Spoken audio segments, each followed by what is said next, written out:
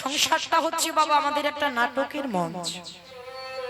কেউ বাবা হলাম, কেউ মা হলাম, ভাই বোন দাদা বৌদি, এক একটা অভিনয় করবার জন্য আমরা জগতে এলাম।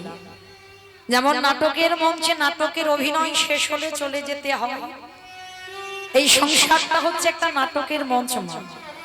যার যখন অভিনয় শেষ তাকে এই নাটকের মঞ্চ থেকে নেমে যেতে হবে। ভক্ত কোনোদিন বাবা শোক করে না, ভক্ত কোনোদিন শোক করে না। কেন? তারা জানে বাবা জামা কাপড় যদি পুরানো হয়ে যায়, সেই পুরানো জামা কাপড় বদলে দিয়ে নতুন জামা কাপড় আমরা ব্যবহার করি। পুরানো জামা কাপড় সারা জীবন আমরা ব্যবহার করি না। ঠিক তদ্রূপ এই দেহটা বাবা যখন পুরানো হয়ে যায়, এই দেহটার পতন হয়, আত্মার পতন হয় না। এই আমিটা কিন্তু মৌমিতা নয়। এই যে আমার নাম মৌমিতা না, আমিটা মৌমিতা নয়।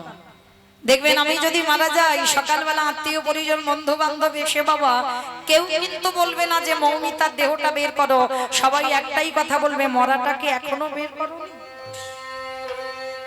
তাহলে আমিটা মৌমিতা নয়। মৌমিতা যদি আমি হতাম তাহলে বাবা মৃত্যুর সঙ্গে সঙ্গে আমার নামটা চলে যেত না। তাহলে আমার মধ্যে আমি যে বস্তুটা আছে বাবা, তার কোনোদিন মৃত্যু হয় না, কোনোদিন মৃত্যু হয় না। একটা দেহ ত্যাগ করে আর একটা দেহ ধারণ করে মাত্র। তাহলে ভক্ত কোনোদিন মৃত্যুতে শোক করে না।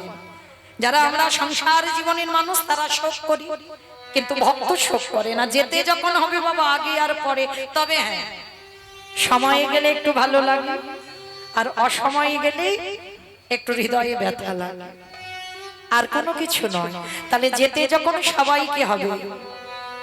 ভালো লাগলো বাবা আপনাদের এদিকটাই এসে কীর্তন গাইতে ভালো লাগে, কেন জানেন?